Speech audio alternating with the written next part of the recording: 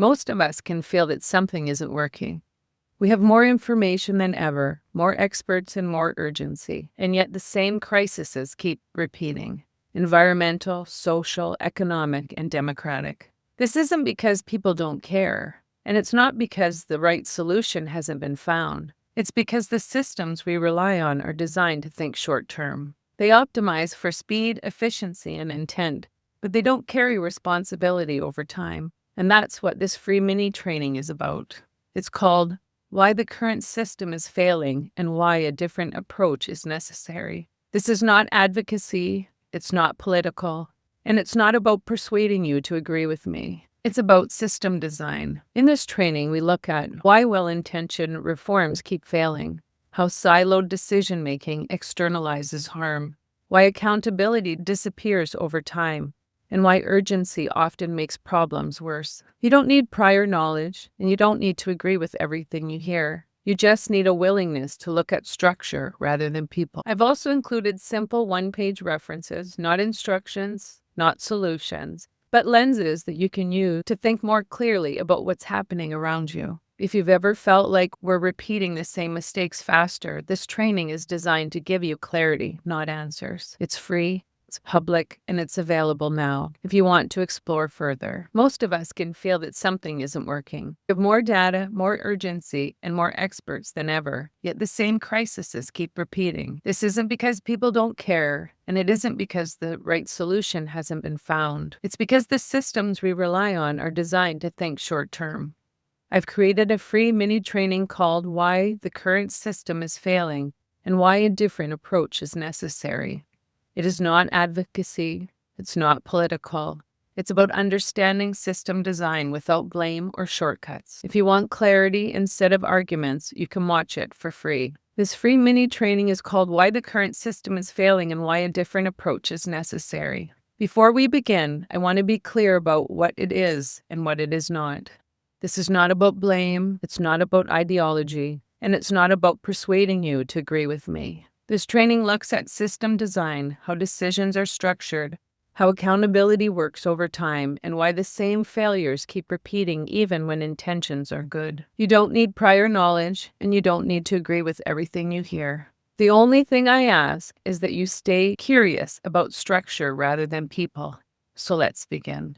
I want to thank you for being here. I want to start by saying something clearly because it matters for how you listen to everything that follows. This session is not about blame, and it's not about ideology, and it's not about convincing you to agree with me.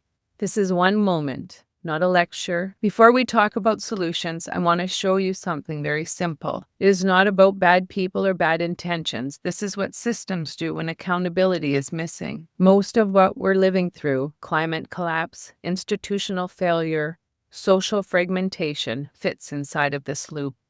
I'm not going to walk through every step right now. I just want you to recognize it.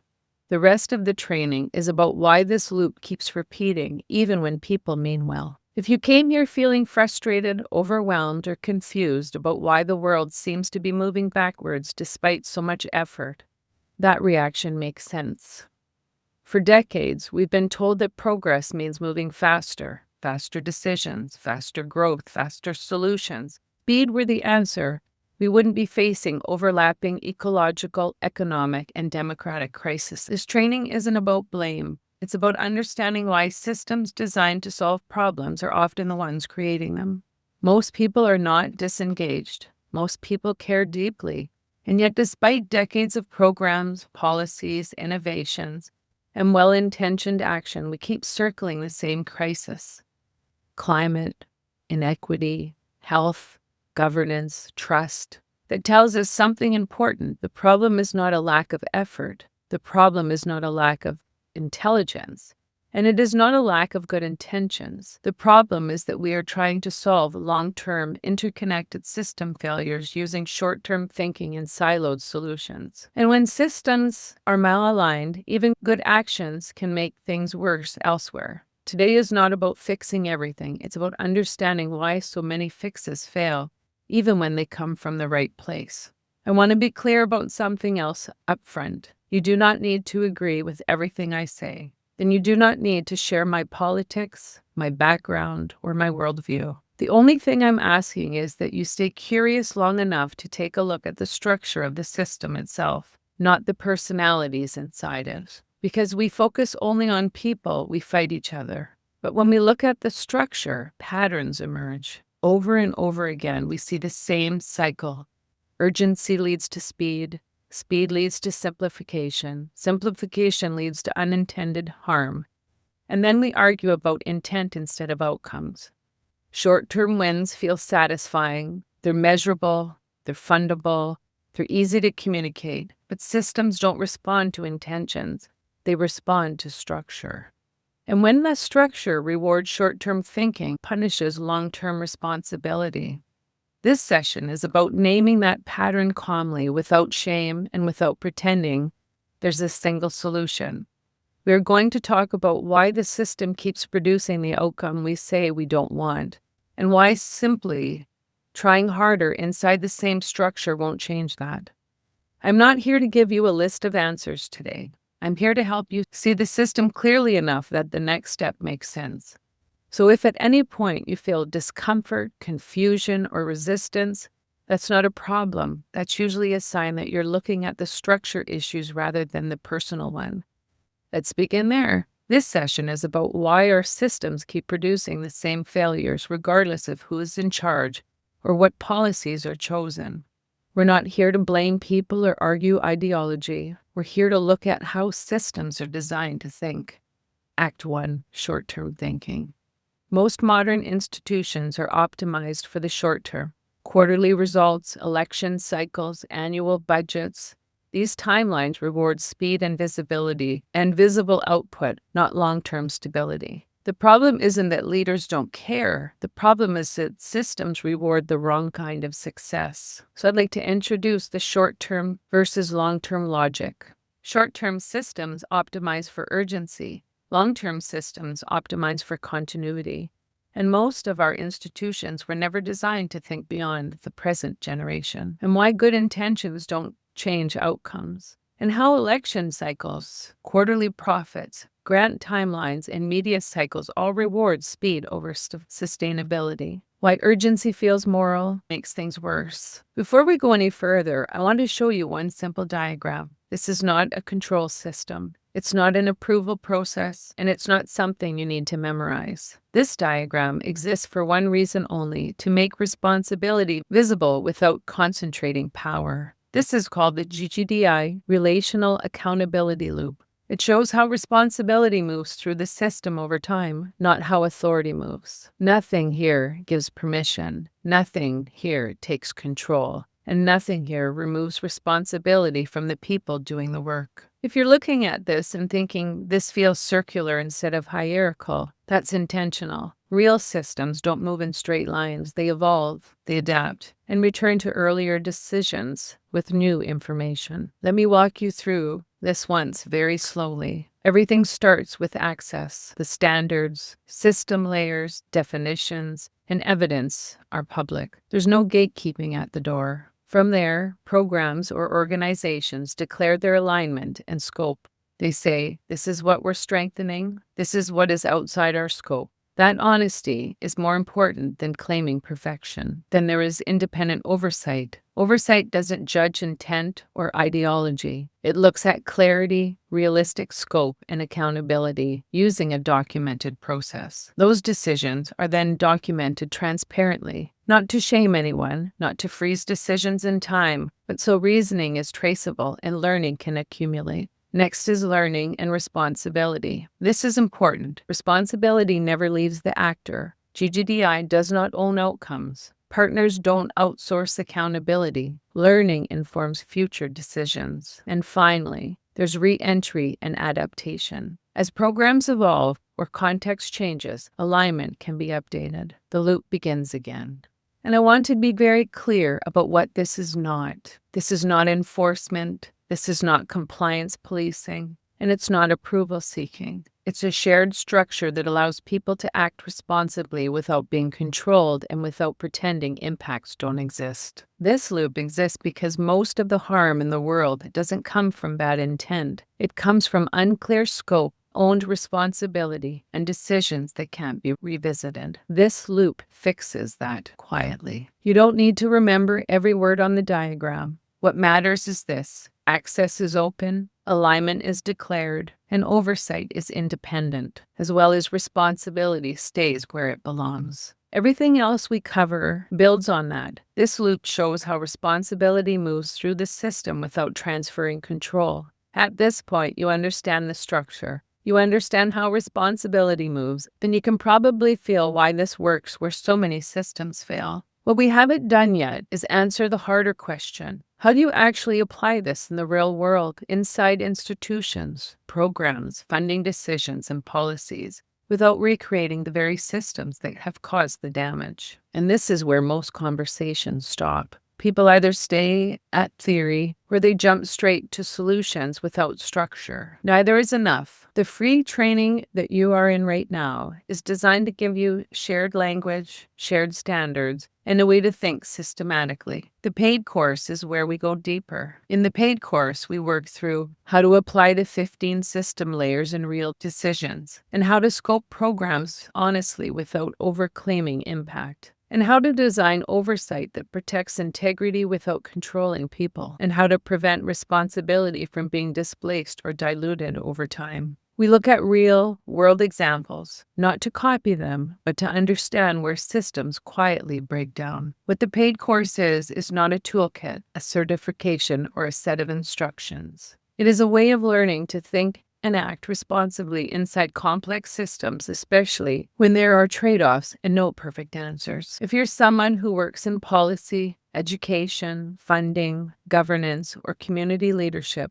or if you're building something you want to do without causing harm, the paid course may be useful to you. If not, everything you've learned here still stands on its own. This framework doesn't need everyone. It just needs people who are willing to be honest about scope, responsibility, and impact. If that's you, I'll see you in the next module. The paid course explores how to apply this framework in real-world context, where decisions, funding, and accountability matter. When one system layer is strengthened in isolation, pressure is transferred elsewhere. Up to this point, we've been talking about patterns, not causes, not villains, not solutions. We've named something that most people feel but rarely have language for. That despite effort, intelligence, and care, the outcomes keep repeating. This is usually the moment when people say, okay, but what's the fix? And this is where most conversations go wrong. Because before we talk about solutions, we have to understand why so many well-designed, well-funded, and well-intentioned solutions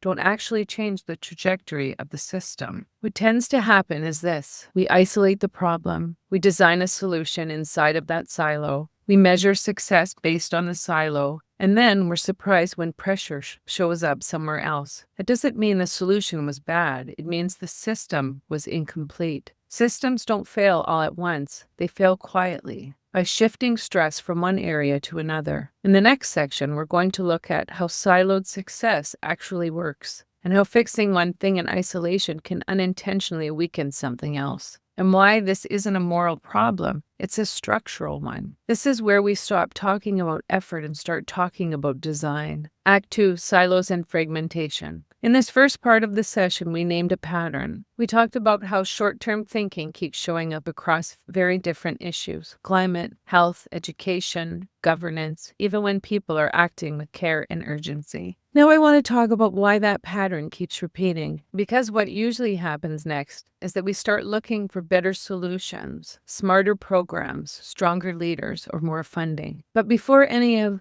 that can work, we need to understand something uncomfortable but essential. Systems don't fail because no one tried hard enough. They fail because success in one area can quietly create stress somewhere else. When we isolate problems, we also isolate responsibility. When we optimize one outcome, we often transfer costs to another system, usually one that's less visible or less powerful. That's how we end up celebrating progress while trust erodes, ecosystems degrade, and communities destabilize. This isn't hypocrisy. It's not corruption by default. It's what happens when complex systems are managed in silos. In this section, we're going to look at how siloed success works, why doing the right thing in isolation can still lead to harm, and why fixing outcomes requires us to look at structure, not just intent. We're not here to assign blame, we're here to understand design. When one system layer is strengthened in isolation, pressure is transferred elsewhere.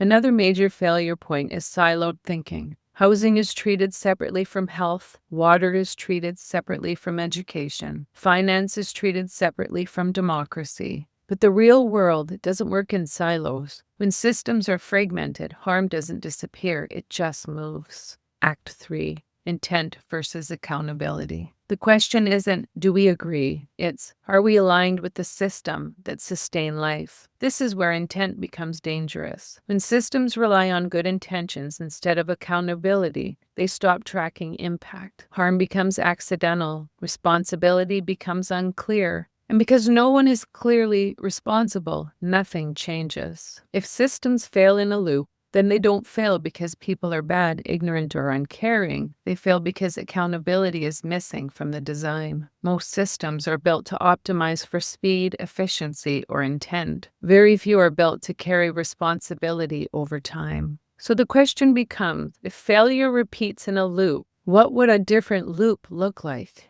I want to be very clear about something. I'm not going to teach this loop in detail here. What I want you to see is that a different structure is possible. Instead of intent driving action, accountability is built into the system. And instead of control, responsibility is traceable. Instead of crisis response, learning feeds forward. This loop doesn't require agreement, it doesn't require enforcement, and it doesn't require centralized authority. It requires structure. Act 4, the failure loop.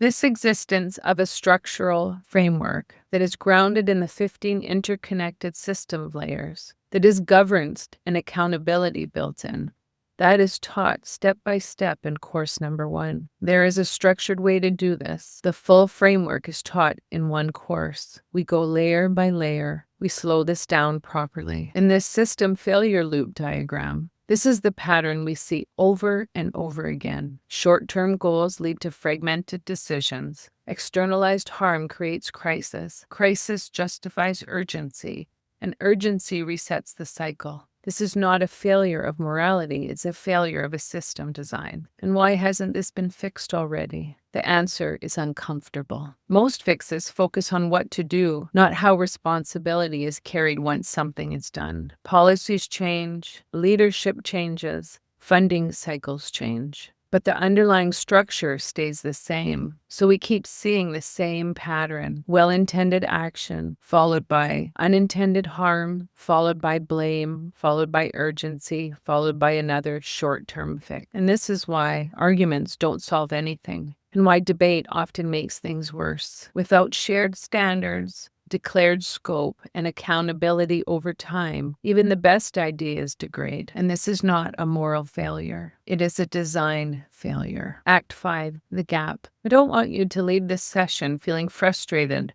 and no way to think differently. So I've included 2 one-page references with this training. The first is the relational accountability loop that you just saw. The second is a one-page overview of the 15 system layers. Things like health, water, education, financing, governance, environment, and history. These are not instructions, they are lenses. You don't need authority to use them. You don't need to agree with every layer. And you don't need to fix everything. You can simply ask better questions, such as, where is accountability missing? And what impacts are being externalized? Which system layers are being stressed or ignored? And what is outside the declared scope? And who bears the cost? For many people, this will be the first time they've had language for what they've been sensing for years. And if what we've covered today resonates, the next step is learning the actual system, not just why things are broken, but how alignment, responsibility, and long-term thinking are designed and practiced. And that's what we do in course number 1. This free session is about understanding the problem clearly. The course is where we build the structure. You don't need to agree with everything I say, you just need to be willing to think beyond short-term fixes. You can simply ask better questions. Act 6, transition to paid course. This free training is about recognition.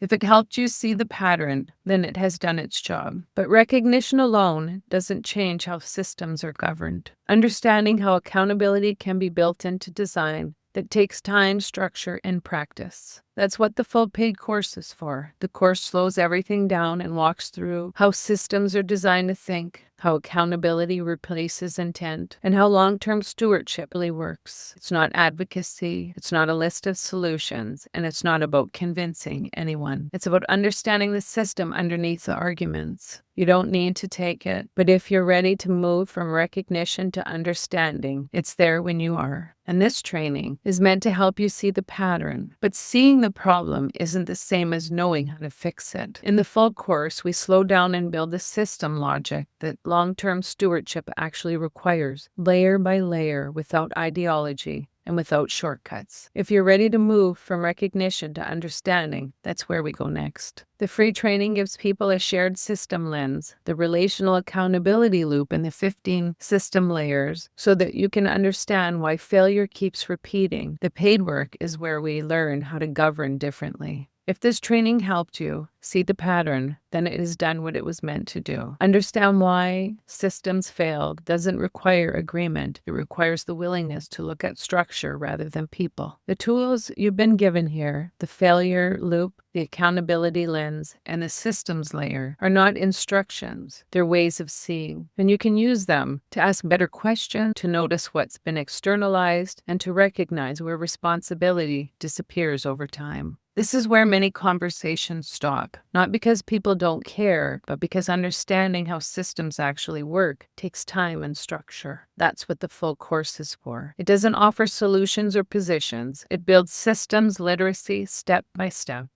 So accountability becomes something you can recognize and eventually practice. You don't need to take the next step, but if you're ready to move from recognition to understanding, it's there when you are. Thank you for taking the time to think more carefully about the systems we all live inside of.